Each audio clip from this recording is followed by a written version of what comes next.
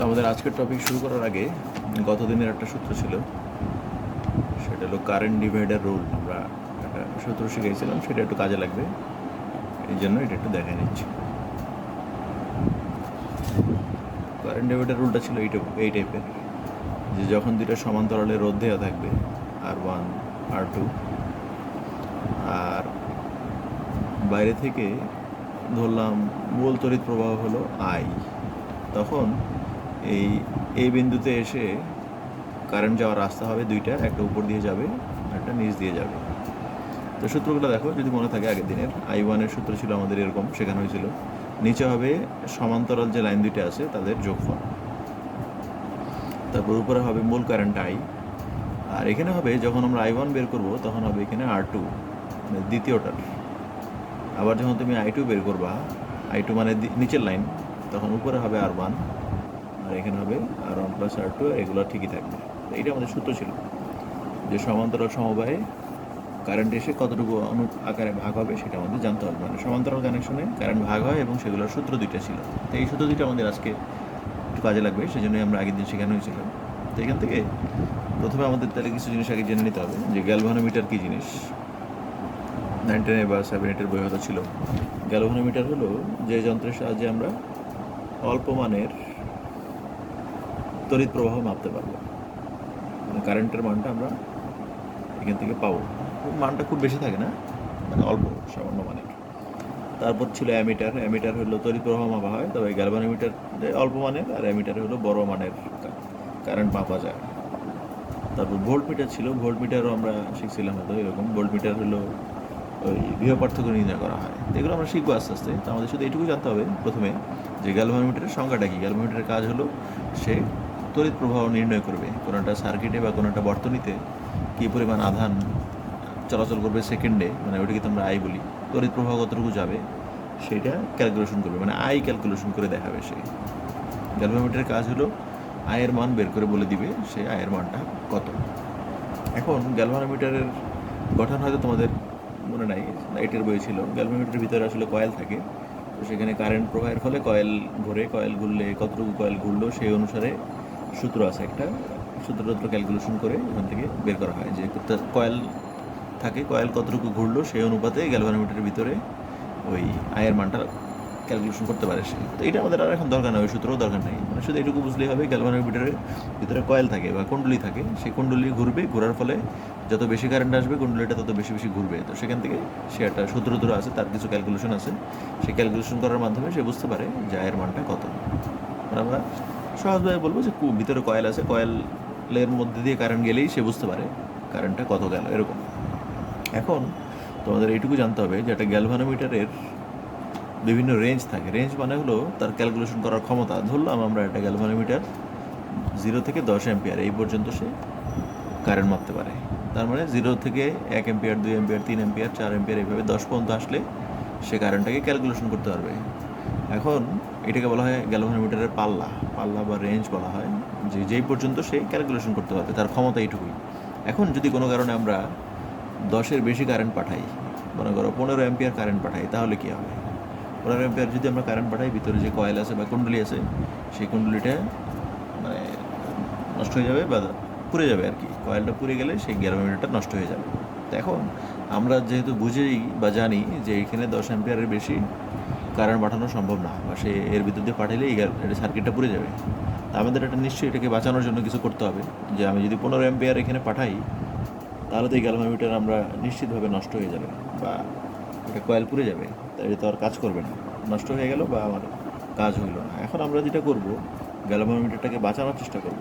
গ্যালভানোমিটারটাকে বাঁচানোর জন্য যেটা করতে হবে, আমরা নিচ দিয়ে একটা আলাদা রাস্তা তৈরি করে দেব, বা একটা নিচ দিয়ে আলাদা একটা রোদ লাগাই দেব।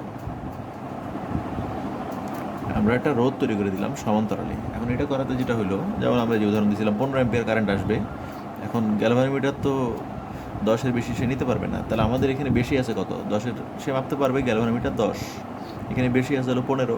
তাহলে বাকি 5 অ্যাম্পিয়ার যাতে এই নিচ দিয়ে চলে যায়, আমাদের এই ব্যবস্থা করতে হবে।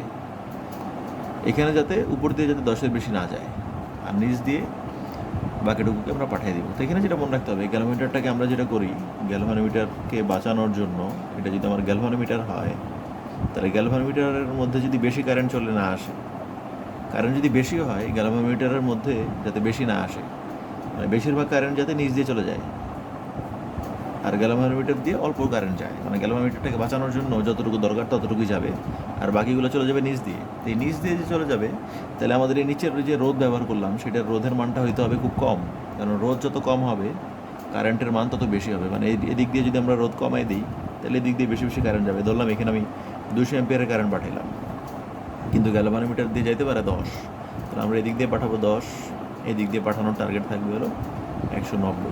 এটা আমরা বলতে চাই যে কারেন্টের মান যদি বেশি চলে আসে, মেইন যে কারেন্ট সেই কারেন্টটা যদি বেশি চলে আসে, তো গ্যালভানোমিটারটাকে বাঁচানোর জন্য আমরা নিচ দিয়ে একটা আলাদা সমান্তরালে একটা রোধ যুক্ত করে দিব। এখানে একটা রোধ যুক্ত করে দিব এবং রোধের মানটা হবে অল্প। অল্প কেন? কারণ অল্প হইলে রোধ বেশি যদি হয় তাহলে তো কারেন্টের মান কমে যাবে, রোধ কম হইলে কারেন্টের মান বেশি হবে।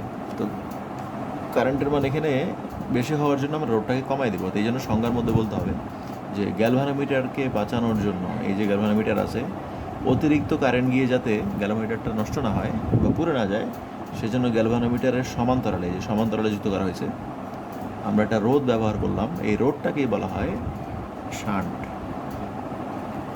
এটাই আমাদের প্রথম সংজ্ঞা, বইয়ের সংজ্ঞা আসে পরীক্ষায়, শান্টের সংজ্ঞা দাও। তো শান্ট কী জিনিস বললে বলতে হবে গ্যালভানোমিটার যাতে নষ্ট না হয়, গ্যালভানোমিটারটাকে বাঁচানোর জন্য সমান্তরালে, কারণ সমান্তরালে দিলেই তো আর একটা লাইন তৈরি হলো, সমান্তরালে একটা অল্প মানের কেন? কারণ অল্প মানের হইলে এদিক দিয়ে কারেন্ট বেশি যেতে পারবে। অল্প মানের রোধ দিয়ে এটা বাঁচানোর চেষ্টা করা হবে বা বাঁচানো হবে। তো এই অল্প মানের যে রোধ ব্যবহার করলাম, এটাকে আমরা রোধকে এস দিয়ে প্রকাশ করি, এই এসটাকেই বলা হয় শান্ট। তাহলে আমরা যদি এভাবে বলি, মেইন কারেন্ট যদি হয় আই বা মূল তড়িৎ প্রবাহ, তাহলে এখানে আসার পরে দুটা লাইন হলো, তাহলে একটা হলো উপর দিয়ে যাবে কিছু কারেন্ট, আর কিছু কারেন্ট নিচ দিয়ে যাবে। তো নিচ দিয়ে যেটা গেল সেটাকে আমরা নাম দিব আইএস, মানে শান্টের মধ্য দিয়ে যে কারেন্ট গেল বা শান্ট কারেন্ট। আর গ্যালভানোমিটারের মধ্য দিয়ে যেটা যাবে সেটাকে আমরা বলবো হলো আইজি বা গ্যালভানোমিটার কারেন্ট। তো এখানে আমাদের শুধু এইটুকু জানতে হবে, এখানে যেমন চিত্রে আই ছিল, ভাগ হয়ে গেছে I1 I2, এখানে ভাগ হয়ে গেল হলো আই, আর এসে ভাগ হবে আইজি এবং আইএস। আইজি হলো উপর দিয়ে গেল আর আইএস হলো নিচ দিয়ে গেল। আর এখানে যেমন R1 R2 দুটা রোধ ছিল,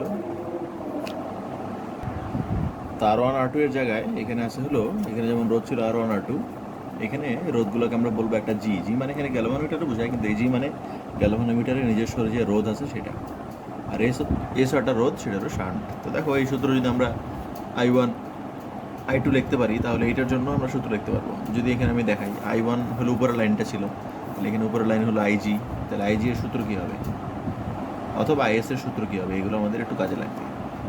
তো আইএস এবং আইজি এর সূত্র কি, এই যে কারেন্ট ডিভাইডার রুল দেখে দেখে আমরা লিখে দিব। তো দেখো নিচে কী হয়, নিচে হলো দুইটা রোধের, দুইটা যে লাইন থাকবে তাদের রোধের যোগফল হলো নিচে বসবে। এখানে দুইটা রোধ কত, একটা হলো জি আর একটা হলো এস, তাই জি আর এস হবে নিচে, দুই সূত্রের মধ্যেই নিচে একই জিনিস। তারপর উপরে হয় আই, তাহলে আই তো এখানে মূল কারেন্ট আই, এখানেও আই। আর যখন আমরা I1 বের করি, মানে উপরের লাইনের কারেন্ট বের করি, তখন রোধ লিখি নিচেরটা, মানে আর এখানে লিখে R2। তাহলে এখানে দেখো আইএস কোনটা, আইএস হলো নিচের লাইনটা, তাহলে এখানে রোধ হবে জি একটা। আর যখন তুমি আইজি বের করবে, আইজি মানে উপরের লাইন, তাহলে সেটা রোধ হবে না, অন্যটা হবে। ওই যে এই সূত্র অনুযায়ী যেই লাইনের তুমি কারেন্ট বের করবা, রোধ হবে অন্য লাইনেরটা। তুমি যখন আইএস এর সূত্র লিখলা তখন গ্যালভানোমিটারেরটা হবে, কারণ আইএস নিচের লাইন। আর তুমি যখন আইজি বের করবা তখন হবে নিচের লাইনেরটা এস। তো এই সূত্রটা আমাদের একটু মুখস্থ করতে হবে, এগুলো দেওয়া অঙ্ক আছে। সেটাই হলো শান্টের সূত্র। এখানে শান্টের সূত্রগুলো প্রমাণ আমরা আসলে দেখাচ্ছি না, এই কারেন্ট ডিভাইডার রুল থেকে আমরা এগুলো বানাই ফেলতে পারি। I1 I2 যদি সূত্র আমরা তো আগের দিন শিখছিলাম, তো সেরকম এখানে আইএস এবং আইজি এর সূত্র আর কি আমরা পেতে পারি। তো এটা আমি আর প্রমাণ দেখাই নাই, বা এই সূত্র অনুযায়ী এইভাবে লিখে দিচ্ছি, সেটা তোমরা একদম প্রথমেই দেখো, দেখলেই বুঝতে পারবা। তো প্রথম যে আমার শান্ট সংজ্ঞা আছে, সংজ্ঞা বই থেকে দেখে নিবা। আর এই যে ছবি দেখানো হলো, যেখানে আমরা বর্তনী থেকে কারেন্ট পাঠাচ্ছি, কারেন্ট পাঠালে দুইটা লাইনে ভাগ হবে, একটা আইজি একটা আইএস। এটা হলো গ্যালভানোমিটারের রোধ, এটা হলো শান্টের রোধ। এখান থেকে এই যে আইজি এবং আইএসের যে সূত্র আমরা পাই, আইজি এবং আইএসের, সেটা দেখাইলাম। ওই কিছুক্ষণ আগে আমরা দেখাইলাম যেটা, সেটাই কারেন্ট ডিভাইডার রুল থেকে আইজি আর আইএসের সূত্র প্রমাণ করে নিলাম। তো এইটা তোমাদের মুখস্থ রাখতে হবে, 1 এবং 2 সমীকরণ অঙ্ক করার জন্য কাজে লাগবে। আর এখান থেকে আরেকটা জিনিস আমরা বের করতে পারি, সেটা হলো এই সমীকরণ থেকে, 1 নম্বর সমীকরণ থেকে যদি আমরা আয়ের মান বের করি কী হবে। আয়ের মান হবে এইটাকে আমরা যদি ওই পাশে পাঠাই, তাহলে এই যে আয়ের মান এটা পাওয়া যায়। তো এইটা থেকে একটা অবজেক্টিভ আসে, সেটা হলো আমরা মূল কারেন্টের মান কত পেলাম দেখো, 1 নম্বর সমীকরণ থেকে যদি এটা বানাই নিই, G plus S by S এবং তার সাথে আইজি গুণ করলে আই পাওয়া যাবে। তো সংজ্ঞা হলো এইটা যে আইজি এর সাথে আমরা কত গুণ করলাম, এই G plus S by S এটাকে যদি গুণ করি তাহলে মূল কারেন্ট পাওয়া যাবে। তো এইটাকেই বলা হয় যে বক্স করা অংশটা, এই অংশটাকেই শুধুমাত্র বলা হয় শান্টের গুণক।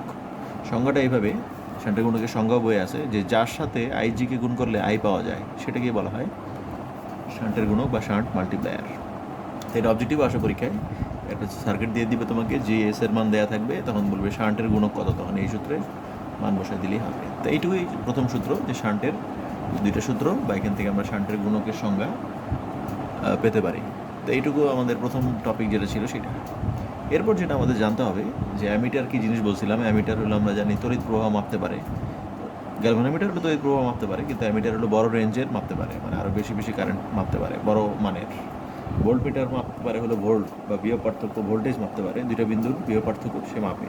তো এগুলো আমরা হয়তো ডিটেলস বলবো কিছুক্ষণ পর, কিন্তু এখানে আগে একটা জিনিস দেখাই নিছি যে আমরা অ্যামিটার কীভাবে তৈরি করতে পারি। অ্যামিটার হলো এই গ্যালভানোমিটার যে আছে, গ্যালভানোমিটারের সাথে আমরা একটা যদি রোধ দিয়ে দিই সমান্তরালে, তো রোধ দিয়ে দিলে এই রোধের মানটা হইতে হবে অল্প। তো এইটা দিলে গ্যালভানোমিটার এবং একটা ছোটো মানের রোধ যদি সমান্তরালে কানেকশন দিই, এই পুরো সার্কিটটাকেই বলা হয় হলো অ্যামিটার। মানে অ্যামিটারের সংজ্ঞা যদি কেউ জিজ্ঞাসা করে বলতে হবে গ্যালভানোমিটারের সাথে একটি অল্প মানের রোধ দিয়ে দিলে যেটা হবে সেটাই অ্যামিটার। তো এইটুকুই এখানে দেখানো হয়েছে, গ্যালভানোমিটারের সাথে সমান্তরালটা রোধ থাকবে এবং রোধের মানটা হবে অনেক কম, তো হইলে সেটাকে আমরা বলবো হলো অ্যামিটার। আর ভোল্টমিটারের বেলায় যেটা হবে, ভোল্টমিটার হলো অ্যামিটার তো সমান্তরালে দিতে হয়, আর ভোল্টমিটার হলো গ্যালভানোমিটারের সাথে একটা রোধ দিতে হবে শ্রেণীতে দিয়ে দিচ্ছি দেখো পাশাপাশি দিলে, এবং এই রোধটার মান হইতে হবে অনেক বেশি বা উচ্চ মানের, অনেক হাই হবে বা অনেক বেশি হবে। তো এইটা দিলে যেটা হবে সেটাই হলো বিভব পার্থক্য, ভোল্টমিটার আর কি, যেটাতে আমরা বিভব পার্থক্য মাপবো। তাহলে সংজ্ঞা এটা, যদি ভোল্টমিটারের সংজ্ঞা বলা হয় বলতে হবে গ্যালভানোমিটারের সাথে একটি উচ্চমানের রোধ শ্রেণীতে যুক্ত করলে যে যন্ত্র পাওয়া যাবে সেটাকে আমরা বলবো ভোল্টমিটার। আর গ্যালভানোমিটারের সাথে ছোট মানের বা অল্প মানের যে রোধ আমরা ব্যবহার করব সেটাকে বলা হয় হলো অ্যামিটার। তো এইটুকুই শুধু তোমার জানতে হবে যে অ্যামিটার আর গ্যালভানোমিটার কীভাবে তৈরি হয়। তো এটা হয়তো ওই 8-এর বইয়ে তোমাদের ছিল যে সংজ্ঞার মধ্যে যে কীভাবে এটা তৈরি করা হয়, সার্কিটের ছবি টবি দেওয়া ছিল। তো এগুলো আমাদের খুব বেশি কিছু নাই, শুধু এইটুকু জানলেই হবে যে কীভাবে কোনটাকে অ্যামিটার বানায়। গ্যালভানোমিটারের সাথে একটা রোধ দিয়ে দিতে হবে শ্রেণীতে সমান্তরালে, আর মানটা হয়তো অল্প, তাহলে অ্যামিটার হয়ে যাবে। আর যদি গ্যালভানোমিটারের সাথে অনেক হাই মানের বা উচ্চ মানের রোধ ব্যবহার করি সেটাকে হয়ে যাবে ভোল্টমিটার। এখন এটা যেটা আমরা শিখবো যে অ্যামিটার দিয়ে তো কারেন্ট মাপে আর ভোল্টমিটার দিয়ে ভোল্টেজ মাপে। এখন এটা বর্তনীতে কীভাবে কানেকশন দেয়, যেমন আমার এখানে একটা রোধ আছে, এখানে মনে করো একটা তড়িৎচালক শক্তি ই আছে, এখান থেকে কারেন্ট পাঠাচ্ছি আমরা। এখন আমি যদি জানতে চাই যে এই রোধের দুই পাশে ভোল্টেজ কত বা এখানে আয়ের মানটাই বা কত, সেটা আমরা কীভাবে কানেকশন দিব। দেখো, ভোল্টেজ মাপতে হলে এটাকে সমান্তরালে যুক্ত করতে হবে। তুমি যেই দুই বিন্দুর ভোল্টেজ বের করতে চাও সেই দুই বিন্দুতে ভোল্টমিটার যুক্ত করে দিতে হবে সমান্তরালে।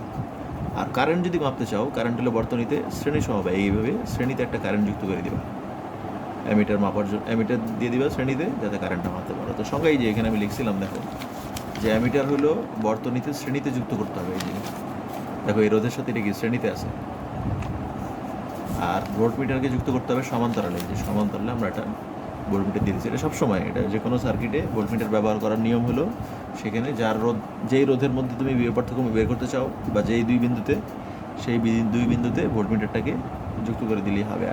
আর এর বেলায় যেটা করতে হবে, এর বেলায় হলো শ্রেণীতে যুক্ত করতে হবে। শ্রেণীতে যুক্ত করলেই সেখানে কারেন্টটা পাওয়া যাবে। তো এইভাবে আমরা ধরে নেব যে এই আই যদি আমরা ব্যবহার করি, তাহলে এই আই অ্যামিটারের ভিতর দিয়ে যাওয়ার সময় সে বুঝতে পারবে কত, আর এদিক দিয়ে যাওয়ার সময় এই দুই বিন্দু বিভব পার্থক্য ভোল্টমিটার থেকে আমরা পাবো। তো এইটুকু শুধু জানলেই হবে। ভোল্টমিটার ব্যবহার করতে হয় সমান্তরালে সার্কিটে, আর অ্যামিটার ব্যবহার করতে হয় হলো সার্কিটের শ্রেণীতে, তাহলে আমরা আই মাপতে পারবো। আর এখানে ভোল্টমিটারের জায়গায় ভোল্টেজ লেখা উঠবে কত। তো এই দুইটাই আমাদের জানার বিষয় ছিল, সেই জন্য আমি এখানে লিখে দেখাইছি তোমাদেরকে। তো এইটুকু জানতে হবে কীভাবে তৈরি করে অ্যামিটার এইভাবে, আর কীভাবে কানেকশন দিতে হয় বর্তনীতে, সেটাও আমরা দেখাইলাম। তো এইটুকুই আমাদের প্রথম পেজের যে অংশ ছিল সেইটুকু। তো এরপর যেটা আমাদের টপিক, সেখানে হলো আমরা অ্যামিটার বা গ্যালভানোমিটার যেটা শিখছিলাম। অ্যামিটারের কাজ হলো তার মধ্য দিয়ে কারেন্ট মাপতে পারবে সে। এখানে আমরা 2-3টা কন্ডিশন দেখাচ্ছি। যে অ্যামিটার আছে একটা, সেটা দিয়ে আমরা বিভিন্ন সময় বিভিন্ন কারেন্ট মাপবো। তো আমি এখন ধরে নিচ্ছি আমার যে অ্যামিটার সেটা রেঞ্জ হলো 0 থেকে 10 অ্যাম্পিয়ার। অ্যামিটারের যে অ্যামিটারের মধ্যে 0 থেকে 10 মানে 10-এর বেশি কারেন্ট আসলে অ্যামিটারটা নষ্ট হয়ে যাবে। অ্যামিটারটা নষ্ট হয়ে যাবে এবং সেটা কাজ করবে না বা পুড়ে যাবে কয়েল। তো দুইটার কন্ডিশনই দেখানো হলো যে দুইটা আমরা অ্যামিটার নিলাম এবং অ্যামিটার দুইটারই পাল্লা হলো 10 অ্যাম্পিয়ার পর্যন্ত, 0 থেকে 10। এখন আমরা যদি এভাবে বলি যে এই অ্যামিটার নিয়ে তুমি আজকে কোনো একটা এক্সপেরিমেন্ট করতে গেলা বা কোনো একটা সার্কিটে এই অ্যামিটারকে যুক্ত করলা। আমরা এত কিছু আঁকি নেই, শুধু অ্যামিটারটাই আঁকছি, রোডটা তো থাকবেই। তো এই অ্যামিটারটাকে আমরা যদি এমন কোনো সার্কিটে ব্যবহার করতে চাই যেখানে আজকে কারেন্ট 50 অ্যাম্পিয়ার উঠে যেতে পারে, আমরা জানি, তাহলে খেয়াল করো তোমার এই অ্যামিটারের রেঞ্জ হলো 10, মানে 10-এর বেশি হলে সে নষ্ট হয়ে যাবে। তা কিন্তু তুমি জানো আজকে এইখানে আমাদের কারেন্টের মান কখনো কখনো 50 আসতে পারে হায়েস্ট। তো 50 যদি আসে তাহলে তো এই সার্কিট অবশ্যই নষ্ট হয়ে যাবে। তাই এটাকে বাঁচানোর জন্য কী করতে হবে, অ্যামিটারটাকে বাঁচানোর জন্য গ্যালভানোমিটারে যেমন একটা লাইন করে দিয়েছিলাম, এখানে একটা লাইন করে দিতে হবে, মানে শান্ট লাগিয়ে দিতে হবে। তাহলে অ্যামিটারটাকে বাঁচানোর জন্য এখানে 50 অ্যাম্পিয়ার কারেন্ট যাতে গিয়ে এটাকে নষ্ট করতে না পারে সেই জন্য একটা শান্ট দিতে হবে। আবার যদি এমন হয় আজকে আর একটা সার্কিটে আমরা এটাকে কানেকশন দিলাম যেখানে কারেন্টের মান 100 অ্যাম্পিয়ার উঠে যেতে পারে, তখন তাহলে এইখানেও কী করতে হবে, এখানেও আমরা এমনভাবে এটাকে সেট করতে হবে একটা শান্ট দিয়ে যাতে এই 100 অ্যাম্পিয়ারের মধ্যে মাত্র 10 উপর দিয়ে যেতে পারে আর বাকি 90 যাতে নিচ দিয়ে যায়, যাতে এটা নষ্ট না হয়। এখানেও তাই, 50 অ্যাম্পিয়ার যদি হয় উপর দিয়ে যাবে 10 আর নিচ দিয়ে যেতে হবে 40। তাহলে খেয়াল করো এখানে আমার মূল বর্তনী, মূল যে কারেন্ট, সেই কারেন্টের মান বিভিন্ন সময় বিভিন্ন রকম হইলো। তাহলে এই এসের মানটাও তো নিশ্চয়ই বিভিন্ন রকম হবে। মানে 50 অ্যাম্পিয়ারের সময় আমি এটাকে বাঁচানোর জন্য যেই শান্ট ব্যবহার করব, 100 অ্যাম্পিয়ারের সময় তো সেই শান্ট ব্যবহার করলে হবে না, তাহলে সেখানে নিশ্চয়ই আর একটু কম ব্যবহার করতে হবে বা এটাতে আমরা বেশি ব্যবহার করবো, এরকম মানে সবসময় তো একরকম না। এখন যদি এইভাবে বলি এখানে 200 অ্যাম্পিয়ারের আমরা কারেন্ট পাঠাবো, তাহলে নিশ্চয়ই এই শান্টটা আর 100 অ্যাম্পিয়ারের শান্ট দিয়ে হবে না। 100 অ্যাম্পিয়ারের শান্টের সময় যেভাবে আমরা কাজ করছে 200 অ্যাম্পিয়ার পাঠাইলে তখন আবার শান্টটাকে পাল্টাইতে হবে। তাহলে এটা আমাদের কাজ। মানে তোমার একটা অ্যামিটার থাকবে এবং সেই অ্যামিটারের একটা রেঞ্জ থাকবে। রেঞ্জ মানে এই যে 0 থেকে 10 বা শুধু 10 বলি আর কি আমরা। 0 থেকে 10 মানে তো 10 হলে তো 10 অ্যাম্পিয়ারকেই বলা হয় পাল্লা আর কি। 0 থেকে 10 বা 10কেই বলা হয় পাল্লা, কারণ 10-এর বেশি তো আর মাপতে পারবে না, এই 10 পর্যন্ত পারবে। তো এই অ্যামিটারের একটা পাল্লা দেওয়া থাকবে। অ্যামিটারের পাল্লা যদি দেওয়া থাকে, এবার এইখানে অ্যামিটারের পাল্লা যেটা সেটা আমরা তুললাম আই, মনে করো আয়ের মান 10 অ্যাম্পিয়ার। এখন যখন বাইরে থেকে আমরা এই অ্যামিটারের যে পাল্লা মানে আই, সে আয়ের এন গুণ কারেন্ট পাঠাবো। এন গুণ মানে হলো এনের মানে যে 5 হতে পারে, এটা যদি 5 গুণ ধরি, এখানে 10 অ্যাম্পিয়ার তাহলে 5 গুণ বেশি কারেন্ট পাঠাইছি। এখানে দেখো 100 অ্যাম্পিয়ার হলে এই যে আমার পাল্লার 10 গুণ, 200 অ্যাম্পিয়ার হলে আমার পাল্লা যদি 10 হয়, 200কে বলা হবে তাহলে পাল্লার কয় গুণ, 20 গুণ। মানে এখানে এন মানে হলো পাল্লার কত গুণ বেশি কারেন্ট পাঠাচ্ছ, মানে এইভাবে বোঝানোর চেষ্টা করা হলো যে তোমার অ্যামিটারের যে পাল্লা দেওয়া থাকবে, পাল্লা বলতে রেঞ্জ লেখা থাকবে, সেই রেঞ্জের এন গুণ, এন মানে 100 গুণ হতে পারে, 200 গুণ হতে পারে, 50 গুণ, 10 গুণ, মানে আমি যত বেশি গুণ কারেন্ট পাঠাইতে চাই, মানে আমার এটা রেঞ্জ যত, তার এন গুণ আমরা কারেন্ট পাঠাবো। এন গুণ মানে যে কোনো হতে পারে, সেটার জন্য আমরা একটা সূত্র প্রমাণের মতো দেখাচ্ছি সেই জন্য। তাহলে বুঝে নাও আমি এখানে যে অ্যামিটারের পাল্লা সেটা হলো আই বা 10 অ্যাম্পিয়ার ধরে নিলাম। আর এখানে আমরা কারেন্ট মনে করো এখন পাঠাতেছি 100 অ্যাম্পিয়ার। তাহলে 100 অ্যাম্পিয়ার হলে এনের মান কত, এনের মান হলো 10। আয়ের মান যদি 10 হয় আর এনের মান 10 হয় তাহলে এন ইন্টু আই 100 হবে। এখন আমি তাহলে 100 অ্যাম্পিয়ারের কারেন্ট পাঠাতে চাই। তো 100 অ্যাম্পিয়ারের কারেন্ট পাঠাইলে এটা তো অবশ্যই নষ্ট হয়ে যাবে, এই সার্কিট থাকবে না। অ্যামিটারটাকে বাঁচানোর জন্য আমাকে কী করতে হবে, নিশ্চয়ই একটা শান্ট ব্যবহার করতে হবে। তো এইটাই আমাদের এখন বের করতে হবে, এই শান্টটা কত মানের হইতে হবে। মানে আমি যখন এক্সপেরিমেন্ট করতে যাব, কোনো একটা অ্যামিটার নিয়ে কাজ করব, আমি তো জানি যে আজকে 100 অ্যাম্পিয়ার উঠে যেতে পারে কারেন্টের মান, তাহলে এর জন্য তো আমাকে রেডি রাখতে হবে শান্ট। তো এই শান্টটা কত হবে, সেই শান্টের মানটা কত হবে তার একটা সূত্রের প্রমাণ আছে যে আমরা যে কোনো অ্যামিটারের পাল্লা যদি জানা থাকে মানে আই, তাহলে এর এন গুণ যদি আমরা কারেন্ট পাঠাই, এই এন গুণ কারেন্ট মানে কত গুণ বেশি পাঠাতে চাই পাল্লার, তখন শান্টটা কত হবে তার একটা সূত্র আমরা প্রমাণ দেখাবো। তো দেখো এখানে আমরা যেটা শিখলাম, এনআই হলো বাইরে থেকে আমরা যেটা পাঠাচ্ছি, আর এই দিক দিয়ে পাল্লার মধ্যে এদিক দিয়ে যাবে কতটুকু, শুধু আই, আর বাকিটুকু নিচ দিয়ে চলে যাবে। তো তখন এখানে আমরা সূত্র ব্যবহার করব, সেটা হলো কারেন্ট ডিভাইডার রুল যে সূত্র ছিল সেই সূত্রটাই আমরা ব্যবহার করব। তো দেখো আমি এখানে একটু ছবিতে দেখাইছি এটাই, যে আমার যে অ্যামিটার আছে সেই অ্যামিটারের রেঞ্জ হলো আই, মানে অ্যামিটারের মধ্যে দিয়ে যেতে পারবে শুধুমাত্র আই, কিন্তু আমরা বাইরে পাঠাবো হলো তার এন গুণ, মানে অনেক গুণ বেশি কারেন্ট পাঠাবো, 10 গুণ, 20 গুণ, 100 গুণ, 1000 গুণ, আমাদের ইচ্ছা যত গুণ বেশি কারেন্ট আমরা পাঠাতে চাই। কিন্তু উপর দিয়ে যাবে শুধুমাত্র আই, আই মানে ওই যে অ্যামিটারের পাল্লা ছিল, মনে করো 0 থেকে 10 অ্যাম্পিয়ার। আর আমরা এখন পাঠাতে চাই এনআই, এনআই মানে মনে করো 100।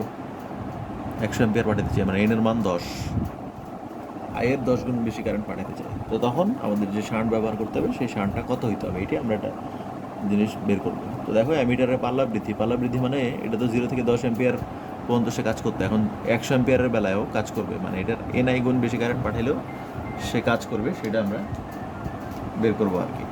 তো আই হলো এই উপরের লাইনের কারেন্ট, আর বাইরে আমরা মূল প্রবাহ হলো এনআই, আর রোধগুলো হলো নিচে শান্ট যে আছে সেই শান্টের রোধ ধরে নিলাম এস, আর অ্যামিটারের যে রোধ, অ্যামিটারের রোধটাকে আমরা এখানে ছোটো আর ব্যবহার করলাম, মানে এখানে গ্যালভানোমিটারে যেমন জি লিখছিলাম, এখানে অ্যামিটারের রোধ হলো ছোটো আর, মানে এই ছোটো আর মানে অ্যামিটারের অভ্যন্তরীণ রোধ, এটা অবশ্য লেখা হয় নাই, তাহলে অ্যামিটারের নিজস্ব রোধ,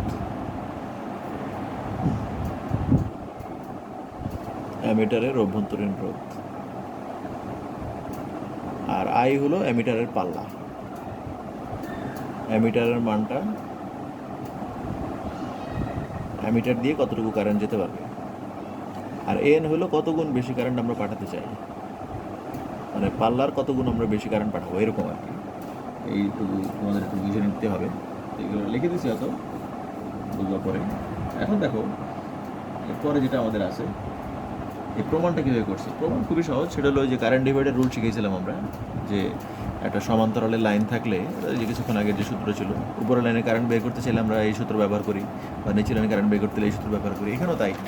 দেখো আমি যদি উপরের লাইনটাকে যে I1 ধরি, ওই যে আমার উপরের লাইনের কারেন্ট বের করতেছে, যে কারেন্ট এখানে এসে কী হবে, এনআই কারেন্টটা এখানে এসে দুই ভাগ হবে, একটা দিক দিয়ে যাবে, কিছু নিচ দিয়ে যাবে, তো নিচেরটা আমাদের দরকার নেই, আমরা উপরেরটা বের করি। তাহলে দেখো এই যে কারেন্ট ডিভাইডার রুল অনুসারে I1 এর মতো এখানে মনে করি I1, যে আই সূত্র হলো নিচে কী হয়, নিচে হলো দুইটা লাইনের রোধের যোগফল, উপরে যে দুইটা রোধ থাকবে উপর আর নিচে এদের যোগফল, এই যে এস প্লাস আর, আগেরটাতে আমরা জি প্লাস এস লিখছিলাম, এখানে হলো এস প্লাস আর, কারণ একটা এস আর একটা আর। আর উপরে কী হয়, উপরে হয় মূল কারেন্ট যেমন যেখানে আই ছিল, কিন্তু আমার এখন মূল কারেন্ট কোনটা, আমার এখন মূল কারেন্ট হলো এনআই, এটাই হলো মেইন কারেন্ট, তো এখানে এনআই হলো মূল কারেন্ট বসাই দিলাম। আর যখন আমরা উপরের লাইনের কারেন্ট বের করি তখন রোধ কিন্তু এটা লিখি না, তখন রোধ লিখে অন্য লাইনেরটা হলো এস, মানে এই সূত্রটা হলো কারেন্ট ডিভাইডার রুল অনুসারে, জাস্ট মিলিয়ে নিলেই হবে, যে উপরের লাইনের কারেন্টের সূত্র আমরা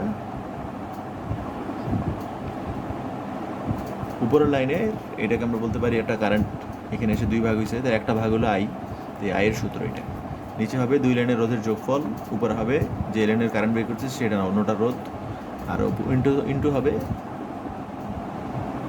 মূল কারেন্টটাই কিন্তু এখন এটাই এখন মূল কারেন্ট, মানে বর্তনী থেকে আসতেছে, তো এইটুকুই আমাদের সূত্র এই সূত্রের মতো, তোমরা যদি বাসায় বুঝতে সমস্যা হয় এই সূত্রের অনুযায়ী আমরা লিখছি অঙ্কটা। ওই যে দুটো রোধ থাকলে R1 R2 থাকলে যেভাবে আমরা I1 বের করি সেইভাবে আমরা একটাই লিখে রাখি, আমরা I1 যেভাবে বের করি ঠিক সেভাবে আমরা এখানে বের করছি, এটাই মনে করো I1, এটা বোঝার কথা, কারেন্ট ডিভাইডার রুল অনুসারেই লেখা হয়েছে। তো এরপর আর কোনো কাজ নাই, এরপর হলো দুই পাশ থেকে আই কেটে দিছি, আর এই গুণটুন করে এস এর একটা সমীকরণ পাইছি, তো এইটা তোমাদের একটু মুখস্থ করতে হবে। তো এটা কিসের সূত্র, এইটা হলো অ্যামিটারটার পাল্লা আমরা যদি বৃদ্ধি করতে চাই তাহলে এই শান্টের মানটা কত হবে সেটা আমাদের জানতে হবে, বা তার একটা সূত্র। তো দেখো আর এর মান তোমার দেয়া থাকবে, আর এন কত, এন হইলো তুমি এখানে দেখবা অ্যামিটারের পাল্লা কত, আর এখন তুমি পাঠাতে চাও কত, পরীক্ষা লেখা থাকবে অ্যামিটারের পাল্লা হলো 10 অ্যাম্পিয়ার, এখন আমি 100 অ্যাম্পিয়ার কারেন্ট পাঠাতে চাই, তো 100 অ্যাম্পিয়ার কারেন্ট পাঠাইলে এন এর মান কত হবে, এন এর মান হবে 100/10, মানে যদি পাল্লা যত হবে এটা হলো মনে করো এন গুণ হবে, এন গুণ মানে 100 গুণ 20 গুণ, যদি তুমি এরকম বলো পাল্লা হলো 10 অ্যাম্পিয়ার, এখন আমি 200 অ্যাম্পিয়ার কারেন্ট পাঠাতে চাই আজকে, তাহলে এন এর মান হবে 200/পাল্লা 20 হবে আর কি, মানে 20 গুণ কারেন্ট পাঠাতে চাই, এইটুকু তোমার একটু বুঝে নিলে হবে। তো এন মানে হলো পাল্লা দিয়ে ভাগ করতে হবে, এখন তুমি কতটুকু পাঠাতে চাও সেটাকে আর কি, তুমি পাঠাতে চাও 200 আর পাল্লা হলো 10, তার মানে 20 গুণ কারেন্ট পাঠাতে চাও, তাহলে এনের মান 20, আর ছোটো আরের মান দেওয়া আছে, এটা দেওয়া থাকবে ছোটো আরের মান পরীক্ষায়, অ্যামিটারের অভ্যন্তরীণ রোধ এটা বসাই দিয়ে অঙ্ক করে ফেলতে হবে। এইটাই হলো সূত্র, এটা প্রমাণ দেখানো হলো, তোমার শুধু এই সূত্রটা শিখতে হবে যে অ্যামিটারের পাল্লা আমরা কীভাবে বৃদ্ধি করতে পারি। তো সূত্র এটা যে তোমাকে অ্যামিটারের পাল্লার মধ্যে আর দিয়ে দিবে অভ্যন্তরীণ রোধ, আর এনের মানটা তুমি দেখবা প্রশ্ন থেকে যে কত গুণ বেশি কারেন্ট এখন পাঠাতে চাই। দেন পরের যে টপিক আছে এই টপিকটা হলো অত্যন্ত ইম্পর্টেন্ট, সেটা হলো কারশফ বিজ্ঞানী বা বিজ্ঞানী কিরশফ, উচ্চারণ অনেকভাবে করতে পারে, সে তড়িৎ প্রবাহ সম্পর্কিত বা ভোল্টেজ সম্পর্কিত সেই কিছু সূত্র দিয়েছিল দুইটা, সেই সূত্রগুলো আমরা এখন শিখব। বিজ্ঞানী কিরশফের সূত্র বা কারশফের সূত্র। তো প্রথম সূত্র আর এটা হলো দ্বিতীয় সূত্র, বা প্রথম সূত্রকে বলা হয় কারশফের তড়িৎ প্রবাহের সূত্র, বা সংক্ষেপে কেসিএল বলে, কারশফস কারেন্ট ল। অথবা আরেকটা আছে কারশফস ভোল্টেজ ল, তড়িৎচালক শক্তি বা ভোল্টেজের ল, সেটাকে বলা হয় কেভিএল, কারশফস ভোল্টেজ ল। ওকে, এইটুকু একটু বুঝে নিতে হবে। প্রথম সূত্র হলো কারেন্টের সূত্র, আর দ্বিতীয় সূত্র হলো ভোল্টেজের বা তড়িৎচালক শক্তির সূত্র। এইটুকু জানলেই হবে। তো প্রথম সূত্র আর দ্বিতীয় সূত্র কী জিনিস আমরা এখনই শিখব। তো প্রথম সূত্র বলা হয়েছে, প্রথম সূত্র হলো তড়িৎ প্রবাহের সূত্র। তড়িৎ প্রবাহের সূত্র ব্যবহার করতে হবে কোথায়, তার একটা নিয়ম আছে, যে কোনো সার্কিটেই তুমি তড়িৎ প্রবাহের সূত্র অ্যাপ্লাই করতে পারবা না। পারবা কখন? যখন তুমি অনেকগুলো বিন্দু পাবা, বা এটাকে অনেকগুলা জাংশন বলা হয়, যে তুমি কোনো জাংশনে বা কোনো বিন্দুতে বা কোনো পয়েন্টে এই কারশফের প্রথম সূত্রটা ব্যবহার করতে পারবা। তো কারশফের প্রথম সূত্র কী বলছে দেখো, আমরা একটা উদাহরণ দিই, তাহলে বুঝতে সুবিধা হবে। এখানে আমরা একটা সার্কিট দেখালাম, যে সার্কিটে এই বিন্দুতে দেখো কী কী হয়েছে। জাংশন কাকে বলে? জাংশন মানে হলো যেখানে অনেকগুলো লাইন এসে মিলবে, যে বিভিন্ন বিন্দু আসা যাওয়া করবে। তো এখানে দেখো আমার যে এই বিন্দু আছে, এটাকে আমরা বলতে পারি জাংশন একটা, বা এ পয়েন্ট, বা এই বিন্দু একটা। তো এই বিন্দুতে কী কী কারেন্ট আসছে, এখানে 5টা লাইন আসছে, মানে এখানে 2টা লাইন আসছে আর 3টা লাইন দেখো চলে গেছে। তীর চিহ্ন দেখলে আমরা বুঝতে পারি কোনটা আসতেছে আর কোনটা চলে যেতেছে। তো ছবিতে দেখো এখানে 5টা লাইনের মধ্যে 2টা লাইন দিয়ে হলো কারেন্ট আসতেছে, আর 3টা লাইন দিয়ে চলে যেতেছে, বা অন্যরকমও হতে পারে, এটা এই ছবি অনুসারে। তো I1 আর I2 আসলো, আর I3 I4 I5 চলে গেল। তো সূত্র বলছে কারশফের যে প্রথম সূত্র, সে সূত্রটা বাংলায় লেখা আছে বইয়ে, আমি আর ওটা লিখতেছি না। তো সূত্রটা হলো এইটা, যে যেই লাইনগুলো আসলো আর যেই লাইনগুলো চলে গেল, তাদের কারেন্টের মানগুলোর যোগফল সমান হবে। মানে তো দেখো ছবিতে এখানে কী কী কারেন্ট আসছে, I1 আর I2 আসছে, তাহলে I1 আর I2 যোগফল হবে I3 I4 I5 চলে গেছে, এদের যোগফলের সমান। তো এইটুকু জানলেই এটা খুবই সহজ একটা সূত্র। তুমি যে কোনো সার্কিটে দেখবা যে কোন কারেন্টটা আসলো আর কোন কারেন্টটা চলে গেল, এই মানে সূত্র হলো এটাই, যেগুলো আসলো আর যেগুলো চলে গেল এদের যোগফল আমরা বলবো হলো সমান। তো অনেকে এটাকে এইভাবে লেখে। তো I1 আর I2 কী জিনিস দেখো, I1 I2 হলো যেগুলো আসলো সেগুলোতে, এই I1 I2 মানে এটাকে আমরা বলতে পারি সামেশন। সামেশন মানে আমরা যোগফল বুঝি, summation of I incoming. Incoming মানে যেগুলো আসলো তাদের যোগফল, আর কার সমান হবে সেটা, যেগুলো চলে গেল বা আউটগোয়িং, I আউট, এভাবে লেখে I ইন I আউট সমান হবে। তো এইটাও বলতে পারো আমরা সূত্র, অথবা উপরের লাইনটা আমরা সূত্র হিসেবে শিখবো। অঙ্ক করার সময় আমরা উপরের লাইনটাই ব্যবহার করবো, এই সেকেন্ড লাইনটা হলো বলার জন্য বলা হয়েছে, আর কিছুই না। তো এখানে দেখো তাহলে আমরা কী বলতে পারি, যে সূত্র হলো এটা, যে যেগুলো আসলো আর যেগুলো চলে গেল তাদের যোগফল সমান হবে। তো এইটাই হলো কারশফের যে সূত্র প্রথমটা, সেটা। তো আমরা একটা উদাহরণ দেখি, এটা অবশ্য খাতা এখানে আমি এমনি দেখাচ্ছি। তো ধরে নাও এখানে অনেকগুলো রোধ আছে, একটা R1, একটা R2, একটা R3, এদিক দিয়ে কারেন্ট আসতেছে I1, এদিক দিয়ে আসতেছে I2, এদিক দিয়ে চলে গেল I3। এটা মনে করো এই বিন্দু একটা। এখন তুমি কীভাবে বুঝবো যে কোথায় আমরা কারশফের প্রথম সূত্র ব্যবহার করতে পারবো? যেই বিন্দুতে দেখবো অনেকগুলো লাইন আছে, কারেন্ট 2টার বেশি লাইন কারেন্ট আছে, সেইগুলো জাংশন মানে 2টারও বেশি হইতে হবে। 2টা হলে তো আর জাংশন হইলো না, এটা একটা এটা একটা।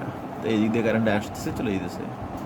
এই বিন্দুতে কী হলো, একটা কারেন্ট আসলো একটা চলে গেল। এভাবে আমরা একটা দিয়ে আসলে শিখি না, 2টা 3টা হইলে আমরা এভাবে ব্যবহার করি, একটা দিয়ে কেউ ব্যবহার করে না। তো এখানে তো আমরা দেখতেই বুঝতে পারি, যেমন একটা বিন্দু হলে তার বলার দরকার নেই, I1 I2। তো এইভাবে চিন্তা করো, এই বিন্দুতে হইলে কী হবে, I1 আসলো আর I2 চলে গেল, তাহলে I1 আর I2 সমান।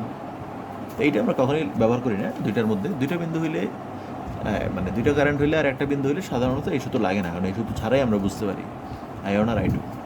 তো একই রকম এখন দেখো এখানে কী হবে, আমার এই চিত্র অনুসারে এই বিন্দুতে কী কারেন্ট আসছে, এই বিন্দুতে I1 আসছে, I2 আসছে, আর I3 হলো চলে গেছে। তাহলে আমরা এখানে বলতে পারি I1 আর I2 এর যোগফল হবে I3 এর সমান। এটি কারশফের প্রথম সূত্র বা তড়িৎ প্রবাহের সূত্র।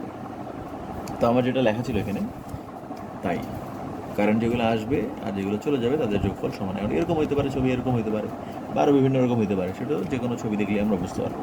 তো 3টা কারেন্ট থাকলে অন্তত আমরা এই সূত্র ব্যবহার করে দিব। 2টা হলে তার সূত্র লাগে না, 2টা হলে তো আমরা দেখেই বুঝতেছি I1 আসতেছে I2 চলে যেতেছে, এরকম। তো এইটাও তাই, 3টা হইলে 4টা হইলে এরকম আমরা বলতে পারি যে সূত্র এটাই। বাংলায় বললে যে যেই কারেন্টগুলো আসলো আর যেগুলো চলে গেল তাদের যোগফল হবে সমান। তো এইটা তোমাদের অঙ্ক করার সময় কাজে লাগবে, এটি কারশফের প্রথম সূত্র। এখন দেখো যে বাকি অংশটুকু, এই অংশটাকে এই I1 প্লাস I2 এর মান এই যেটা আমরা পাইলাম, এখান থেকে যদি I3 I4 I5কে বাম পাশে নিয়ে আসি, তাহলে আমরা কি বলতে পারি, মানে এইটাও আমরা একটা সূত্র বানাইতে পারি, যে এইগুলোর যোগফল আর এগুলো বাম পাশে নিয়ে আসো। I3 I4 I5কে যদি বাম পাশে নিয়ে আসি, তাহলে আমরা বলতে পারি যেখানে আমরা এই বিন্দুতে কয়টা কারেন্ট ছিল, 5টা কারেন্ট ছিল, এবং 5টা কারেন্টটাকে আমরা যখন যোগ করলাম, এই যে সবগুলো যোগফল 0 হলো। এটাকে অনেকে এইভাবে লেখে যে I1 আর I2 আমরা প্লাস দিছি, কারণ হলো I1 আসছে, I2 আসছে, আর চলে গেছে কি I3 I4 I5 চলে গেছে, সেই জন্য এগুলো মাইনাস দিছি। উল্টোটা হতে পারে, তুমি এগুলো মাইনাস দিতে পারো, এগুলো প্লাস দিতে পারো। তো অনেকে এইভাবে সূত্রটা শেখে, বইয়ে যেটা আছে বাংলায়।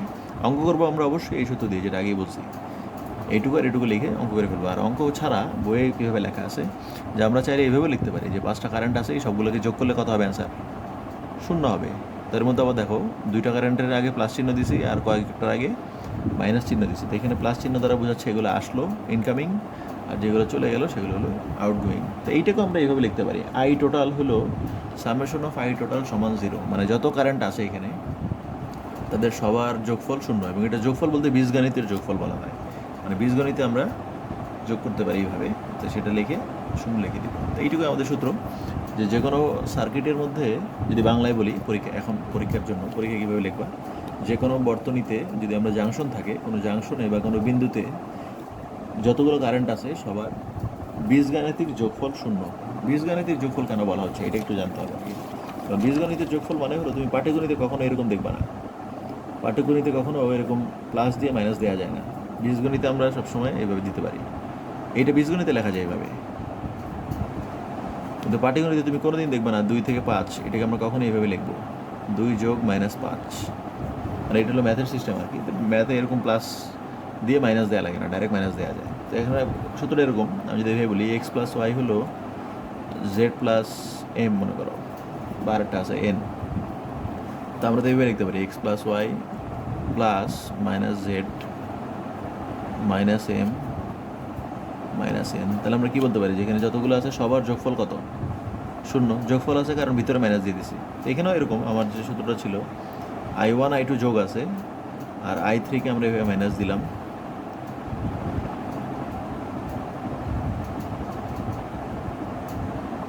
তাহলে এখানে 5টা কারেন্ট ছিল, সবার যোগফল কত দেখো? 0। তবে কোনোটার ভিতরে কি দেওয়া আছে? মাইনাস দেওয়া আছে।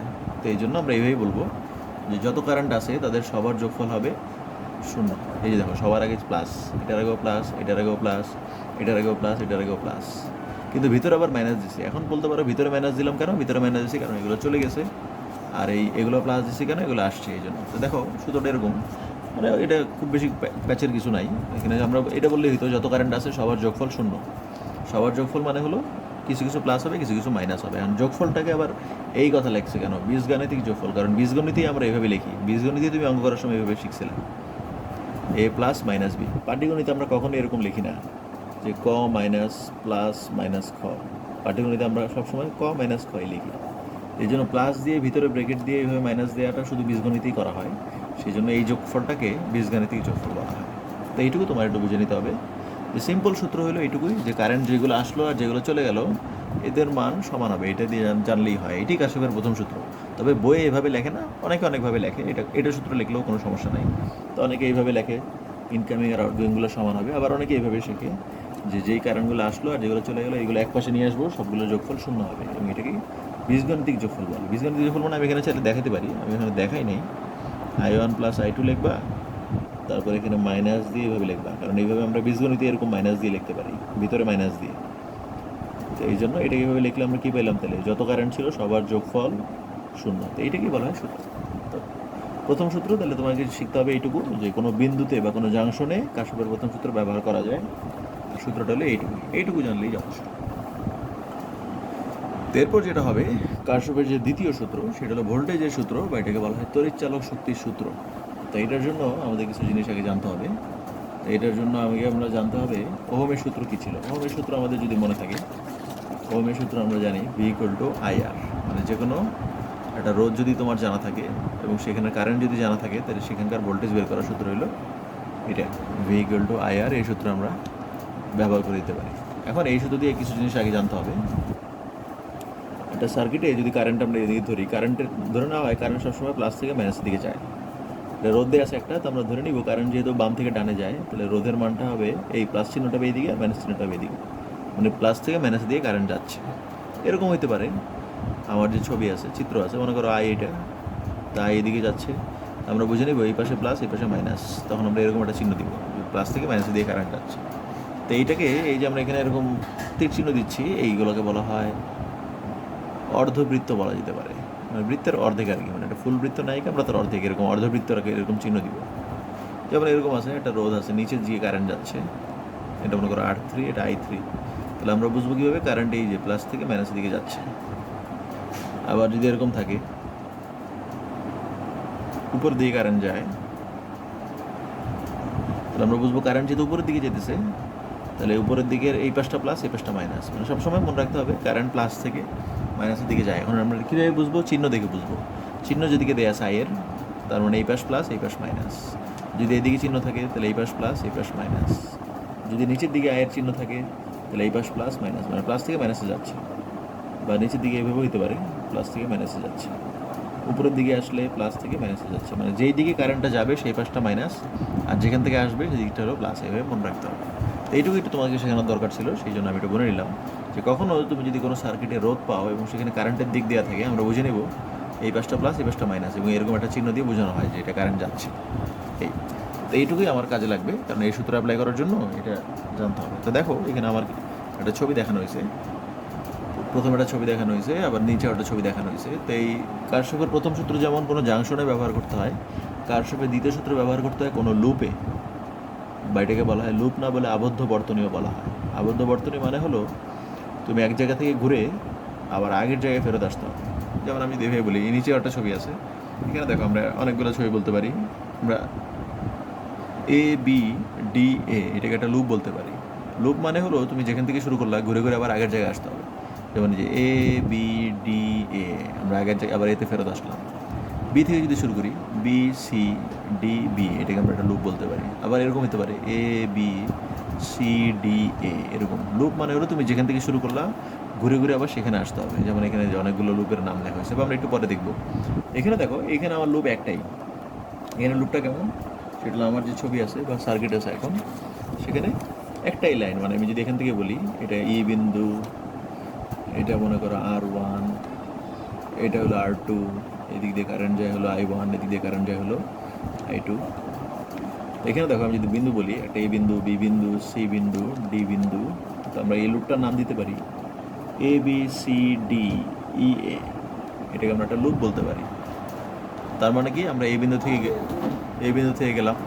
তো এই বিন্দু থেকে আমরা যদি চলা শুরু করি, এ থেকে কোথায় গেলাম? বিতে। তারপর R1 এর ভিতর দিয়ে আসলাম, হলো R2 এর ভিতর দিয়ে এসে সিতে আসলাম, তারপর ডিতে আসলাম, তারপর ইতে আসলাম, তারপর এতে চলে আসলাম। তার মানে ঘুরে ঘুরে আমরা এখান থেকে ঘুরে ঘুরে ঘুরে ঘুরে আবার আগের জায়গায় আসলাম। এটাকে আমরা বলি এটা একটা লুপ। লুপ মানে ঘুরে ঘুরে আবার আগের জায়গায় আসবে, মানে শেষ হবে না, চলতে থাকবে এরকম আর কি, মানে ঘুরে আবার আগের জায়গায় ফেরত আসবে। এরকম একটা লুপ হতে পারে। আমরা যদি এইভাবে বলি, এ থেকে আমরা এখানে গেলাম বিতে, তারপর আবার ডিতে আসলাম, তারপর এতে আসলাম, তো এইটাকে আমরা বলবো একটা লুপ। যদি এইভাবে বলা হয়, বি থেকে সিতে গেলাম, তারপর ডিতে আসলাম, তারপর বিতে আসলাম, এটাকে BCDB, এটাকে আমরা একটা লুপ বলবো। বা এরকম হতে পারে।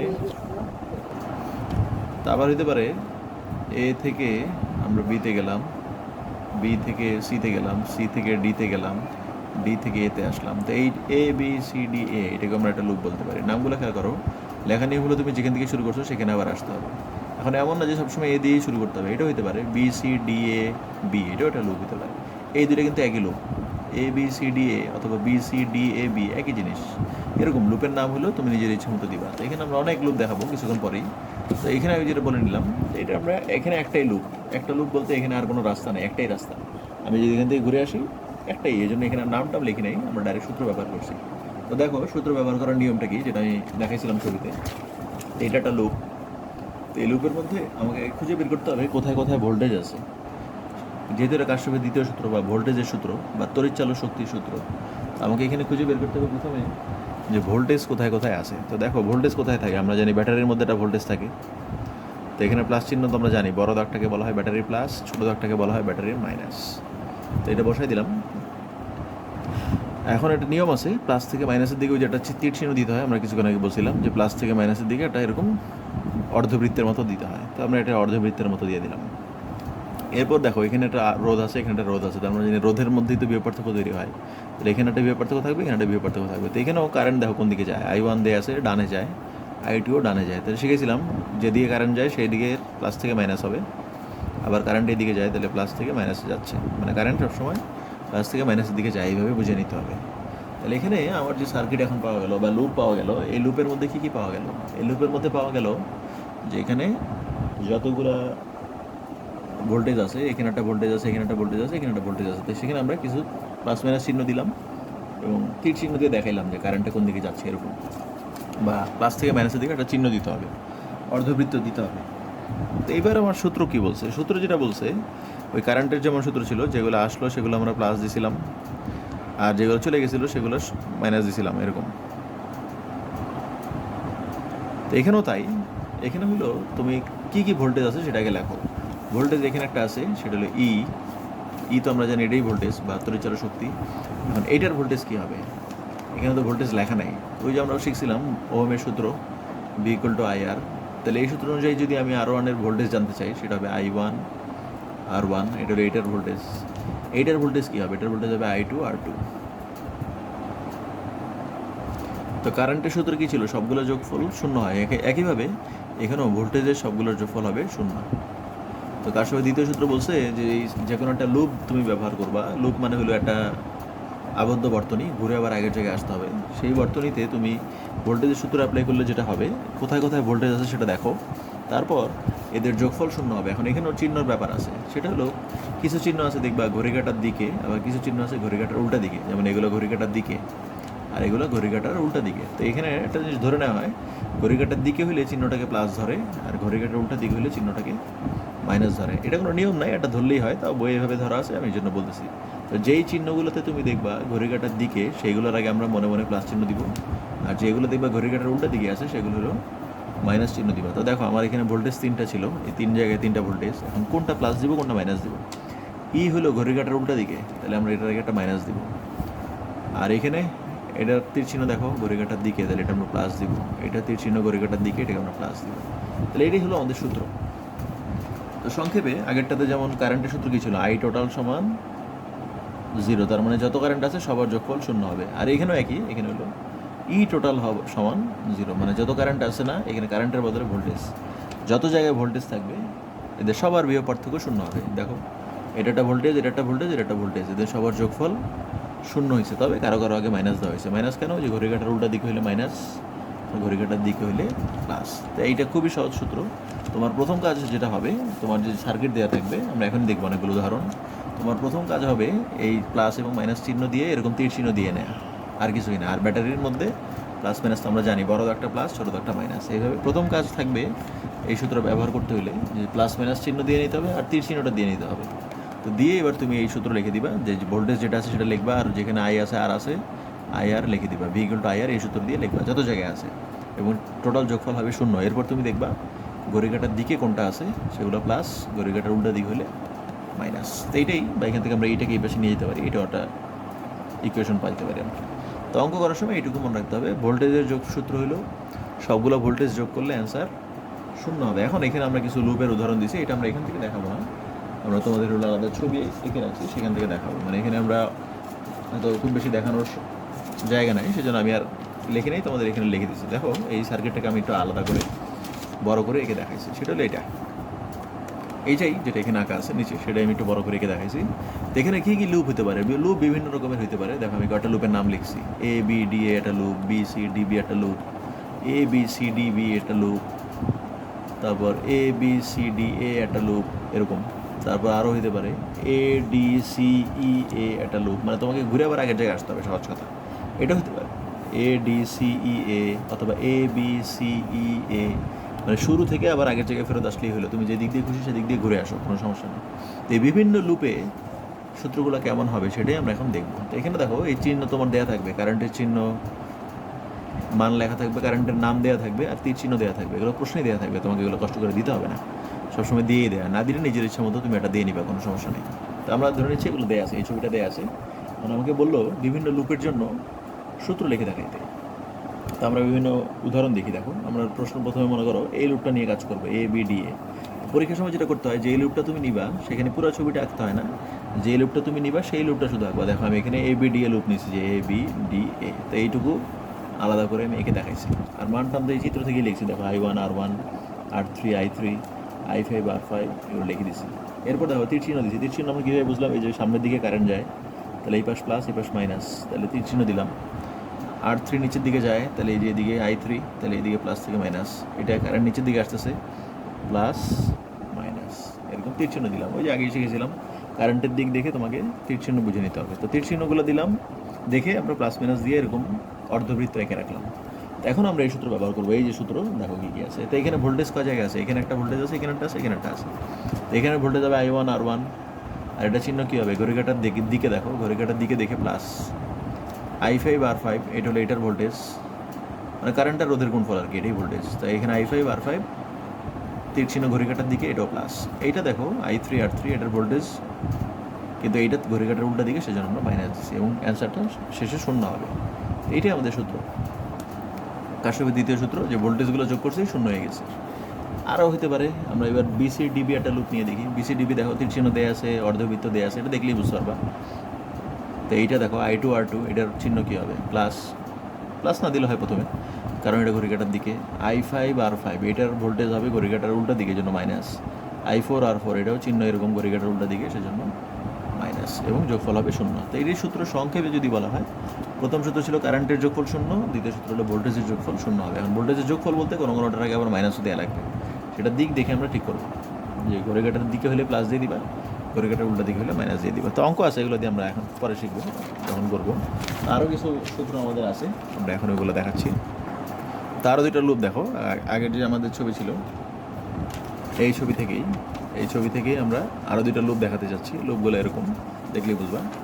তো একটা হলো ABCDA, এখানেও লুপ আছে, এখানে দিলে 4টা রোধ আছে। তো দেখো I1 R1 I2 R2 R3 R3 R4 R4, এখানে আমরা তীর চিহ্ন দেখে নিচ্ছি, প্লাস থেকে মাইনাস তীর চিহ্ন দিয়ে, তাহলে এইটার চিহ্ন হবে প্লাস, এটার চিহ্ন হবে প্লাস, কারণ ঘড়িকাটার দিকে। এই দুইটা হলো ঘড়িকাটার উল্টা দিকে, জন্য আগে মাইনাস। আরও একটা লুপ দেখাইছি আমরা ABCDEA, এরকমও থাকতে পারে। তাহলে এখানে I1 R1 এটা হলো ভোল্টেজ প্লাস, কারণ চিহ্ন ঘড়িকাটার দিকে। I2 R2 এটাও প্লাস। আর এইটা কি? ব্যাটারির বেলায় ঠিক চিহ্নটা উল্টা দিকে, এই জন্য মাইনাস। তো এইভাবে আমরা বের করে নিব। তো ব্যাটারি থাকলে শুধু লিখতে হবে, আর অন্যগুলোর বেলায় I1 R1 বা I2 R2 এরকম লিখতে হবে। তো এইটাই সূত্র, যে ভোল্টেজ যতগুলো আছে সবার যোগফল শূন্য হবে। আর কারেন্টের সূত্র আরও সহজ, যতগুলো কারেন্ট আছে সবার যোগফল শূন্য হবে। আশা করি তোমরা বুঝতে পারবে, বা অঙ্ক আছে আমরা যখন করবো তখন শিখে নিবা। তো কাশ্যপের দ্বিতীয় সূত্র হলো এটাই, যে যত ভোল্টেজ থাকবে কোনো লুপে সবগুলোর যোগফল শূন্য হবে। আর কারেন্টের সূত্র হলো সবগুলোর যোগফল শূন্য হবে, তবে সেটা কোনো লুপে না, কোনো জাংশনে বা কোনো বিন্দুতে, যেখানে অনেকগুলো লাইন এসে মিলবে। তো এটাই ছিল আমাদের প্রথম এবং দ্বিতীয় সূত্র। বই থেকে সংজ্ঞা দেখে নিতে পারো, বা লাইনটা পরীক্ষায় আসে। তো এরপর আমাদের যে ছোটোখাটো কিছু জিনিস লাগবে সেটা একটু বলে দিচ্ছি। তো ধরলাম আমরা একটা কোনো কারেন্ট আছে, কোনো একটা পরিবাহী আছে, এই পরিবাহীর মধ্য দিয়ে কারেন্ট যাচ্ছে। তো আমরা জানি I যেদিকে যায়, ইলেকট্রন তার উল্টা দিকে আসে। তাই I যেই বেগ নিয়ে যাবে, বা ইলেকট্রনগুলো একটা বেগ নিয়ে চলাচল করবে। তো এই তারণ বেগ নামে একটা জিনিস আমাদের জানতে হবে প্রথমে। তারণ বেগ কী জিনিস সেটা আমরা তো জানি, ইলেকট্রনের প্রবাহকে আমরা বলি তড়িৎ প্রবাহ। ইলেকট্রন যখন দৌড়াদৌড়ি করবে তাদের তো একটা বেগ থাকবে। তো মোটামুটি সবার বেগ কাছাকাছি হবে, একদম সবার বেগ সমান না হইলেও এক সামান্য কম বেশি হতে পারে ইলেকট্রনের বেগ। তো ইলেকট্রন যখন এক পাশ থেকে আরেক পাশে চলাচল করবে, বা পরিবাহী বা কোনো তারের মধ্য দিয়ে যাবে, ইলেকট্রনগুলো অসংখ্য ইলেকট্রন থাকবে, হাজার হাজার কোটি কোটি ইলেকট্রন। তো এদের সবার যে গড় বেগ, এই গড় বেগটাকে বলা হয় তারণ বেগ বা ড্রিফট ভেলোসিটি। ড্রিফট মানে হলো সামান্য তারা যে বেগ নিয়ে চলাচল করবে, বা তাদের যে গড় বেগ, সেটাকে বলা হয় তারণ বেগ। সংজ্ঞা পরীক্ষা আসতে পারে তারণ বেগের সংজ্ঞা দাও, তখন সংজ্ঞা হবে একটা পরিবাহীর মধ্য দিয়ে যে ইলেকট্রনগুলো চলাচল করবে, তো তাদের গড় যে বেগ সেটাকে বলা হয় তারণ বেগ বা ড্রিফট ভেলোসিটি। তো এই নামটা আমাদের একটু কাজে লাগবে। তো ধরলাম এখানে ইলেকট্রন দৌড়াদৌড়ি করতেছে, ইলেকট্রন বা কারেন্ট দৌড়াদৌড়ি করতেছে, সেটার বেগ হলো v। আর এখানে আমরা একটা তার যেহেতু নিছি, সিলিন্ডার টাইপের কোনো তার নিলে তার তো একটা ক্ষেত্রফল আছে প্রস্থচ্ছেদের ক্ষেত্রফলটাকে আমরা ধরে নিচ্ছি a, যে a প্রস্থচ্ছেদের মধ্য দিয়ে কারেন্ট যাওয়া আসা করতেছে। এখন তাই এর জন্য একটা সূত্রটা হলো এইটুকু, তোমাদের একটু জানতে হবে। এটা কোনো প্রমাণ নাই, এটা আমরা প্রমাণ শেখার দরকার নেই। যে কোনো একটা পরিবাহীর মধ্য দিয়ে কী পরিমাণ কারেন্ট যাচ্ছে সেটা বের করার একটা সূত্র আছে। তো সেটা বের করার সূত্র হলো I = NAVE। এখানে কোনটা কী জিনিস এইটুকু জানলেই হবে। এ হলো ক্ষেত্রফল এই প্রস্থচ্ছেদের, ভি হলো ইলেকট্রনের যে তারণ বেগ সেটা, আর ই হলো ইলেকট্রনের চার্জ আমাদের মুখস্থ আছে। আর মাইনাস দেওয়া লাগবে না, মাইনাস না দিলে হবে প্লাস। আর এনটা আমাদের একটু জানতে হবে, এন কি? এখানে এন মানে হলো একক আয়তনে ইলেকট্রনের সংখ্যা। তার মানে এই পরিবাহিত একটা ক্ষেত্রফল আছে, এই তারটার একটা নিশ্চয়ই আয়তন আছে, ক্ষেত্রফলও আছে, আবার আয়তনও আছে। তা আয়তন মানে ভি, এখানে ভি মানে আবার বড় হাতের ভি, এই ভি না, এটা বেগ, আর এখানে আয়তন। যে কোনো সিলিন্ডারের আমরা জানি বেগ আছে, আয়তন আছে, আয়তনের সূত্র কি পাই আর স্কোয়ার এইচ, এরকম সূত্র আছে। তা আমাদের এটা দরকার নেই, আমরা ধরে নিলাম এই তারের একটা আয়তন আছে, সেই আয়তনটা হলো ভি। তো এই একক আয়তনে মানে 1 ঘনমিটারের মধ্যে ইলেকট্রন কয়টা আছে। পরিবাহীটার আয়তন যদি 1 ঘনমিটার হয় তাহলে সেখানে কতগুলো ইলেকট্রন চলাচল করে, সেইটাকেই বলবো আমরা এন। এই যে একক আয়তনে, যেমন তোমরা ঘনত্বের সংখ্যা শিখছিলে, ঘনত্বের সংখ্যা কী ছিল? একক আয়তনের ভরকে বলা হয় আয়তন, ঘনত্ব আর কি। একক আয়তন মানে 1 ঘনমিটার, 1 ঘনমিটারের ভর যেটা, সেটাকে আমরা বলি হলো ঘনত্ব। তো এখানেও তাই, এই তারটার আয়তন যদি 1 ঘনমিটার হইতো বা 1 মিটার কিউব হইতো, তাহলে সেখানে ইলেকট্রন কতগুলো চলাচল করে সেটাকেই বলবো আমরা এন। মানে এইটুকুই, এন মানে ইলেকট্রনের সংখ্যা, তবে কতটুকুর মধ্যে, 1 ঘনমিটার জায়গার মধ্যে কতটুকু ইলেকট্রন থাকবে সেটা। তো এইটুকু তোমার একটু জানতে হবে। এখানে আমি একটু এটা দেখাইছি, যে নিচে লেখা আছে I equal to N A V. এটা হলো কোনো পরিবাহীর মধ্য দিয়ে কতগুলো কারেন্ট যাবে বা কী পরিমাণ কারেন্ট যাবে তার একটা সূত্র। এটা প্রমাণ টমান নাই, এটুকু জানলেই হবে। এরপর যেটা লাগবে প্রবাহ ঘনত্ব বা চার্জ ডেন্সিটি বলে, এটাকে জে দিয়ে প্রকাশ করা হয়। এটা খুবই সহজ, এই এটাকে বাম পাশে নিয়ে আসো, মানে আই বাই এ, এটাকেই বলা হয় একক ক্ষেত্রফলে আয়ের মানটাকেই বলা হয় প্রবাহ ঘনত্ব। এর দিয়ে ভাগ করে দিবা। তাই এর সূত্র যদি এন এ ভি হয়, আমরা যদি এ দিয়ে কাটাকাটি করে দিই, তো এটা একটা সূত্র। তো এইটুকুই, সংজ্ঞা যদি পরীক্ষা আসে সংজ্ঞা বলতে হবে একক ক্ষেত্রফলের মধ্য দিয়ে যে পরিমাণ তড়িৎ প্রবাহ যায় সেটাকে বলা হয় প্রবাহ ঘনত্ব। এই যে আই বাই এ, এটাকে বলা হয় প্রবাহ ঘনত্ব। মানে এই ক্ষেত্রফলের মধ্য দিয়ে যায় হলো আই পরিমাণ, তাহলে একে কত, আই বাই এ, এটাকেই বলা হয় প্রবাহ ঘনত্ব জি। তো এইটুকু প্রমাণের মতো একটা দেখানো হলো, এটা অবজেক্টিভের জন্য আসতে পারে, তো এইটুকু শিখে নিলেই হবে। এরপর আমাদের যে একটা জিনিস লাগবে, লাস্ট যে টপিকটা আছে সেটা একটু দেখে নিতে হবে। তো দেখো, সেটার জন্য আমাদের একটা ছবি দেখাইতে হবে আগের দিনের। তো আগের দিনের যে আমাদের ছবি ছিল, হুইটস্টোন ব্রিজের যে সূত্রটা ছিল, হুইটস্টোন ব্রিজ নিয়ে আমরা একটা জিনিস পড়ছিলাম, যে 4টা রোধ থাকবে, পি কিউ আর এস, যদি মনে থাকে। প্রথম, দ্বিতীয়, তৃতীয় বাহুতে এরকম আমরা রোধ শিখছিলাম। এবং আমরা শিখছিলাম যদি এই বি বিন্দু আর ডি বিন্দুর ভোল্টেজ সমান হয়, তাহলে এখানে আমরা যদি এটা গ্যালভানোমিটার দিয়েও দিই, গ্যালভানোমিটারের কাটায় কোনো নড়াচড়া হবে না। গ্যালভানোমিটারের কাটা নড়াচড়া হবে না, তার মানে এদিক দিয়ে কোনো আই যাবে না, আইজি শূন্য। এটাকে আমরা বলছিলাম গ্যালভানোমিটারের ভারসাম্য অবস্থা। এবং কীভাবে এটা বানাইতে পারি সেটাও আমাদের একটা সূত্র ছিল, যদি মনে থাকে, পি বাই কিউ সমান আর বাই এস। মানে এরকম রোধগুলো দিতে পারলে এখানে আমরা যদি গ্যালভানোমিটার দিয়ে কানেকশনও দিলে আইজি এর মান কী হবে, শূন্য হবে, মানে কাটা নড়াচড়া করবে না। বা এটাকে আমরা আরেকটু দেখাইছিলাম যে এইভাবে হইতে পারে, পি কিউ এটা আর এটা এস। তারপর আমরা যদি এটা ব্যালেন্সে থাকে তাহলে কী হবে, আমরা যদি এখানে একটা গ্যালভানোমিটার দিয়ে যুক্ত করলে দেখবো আমরা এখানে কারেন্ট আসা যাওয়া করবে না, যদি এটা এই শর্তটা পূরণ করে। P by Q R by S সমান হলে এদিক দিয়ে কোনো গ্যালভানোমিটার কানেকশন দিলেও গ্যালভানোমিটার দিয়ে কোনো কারেন্ট আসা যাওয়া করতে পারবে না। তো এইটা থেকেই আমরা একটা ছবি দেখাইছি, দেখো ওটার মতোই কিছুটা। এখানে আমাদের পি কিউ আর এস 4টা রোধ থাকবে, তবে এখানে 2টা রোধ থাকবে। পি কিউ উপরেরটা দেখানো হবে, আর নিচের 2টাকে দেখানো হচ্ছে না আপাতত। পি কিউ হলো উপরে 2টা লাইনের রোধ, আর নিচে আমরা একটা তার দিয়ে দিছি। এখানে পুরো ছবিটা আমরা আঁকি নাই, বইয়ের ছবি আছে সেটাই আমরা বইয়ের ছবিটা যদি দেখাইতে পারি, অরিজিনাল ছবিটা এরকম বইয়ের মধ্যে, সেটা আমি দেখাচ্ছি। তো পি কিউ এখানে আছে, তো বইয়ের যে ছবি আছে সেটা হলো প্র্যাকটিক্যাল ছবি। এখানে মনে করো একটা স্ট্যান্ডের মতো আছে,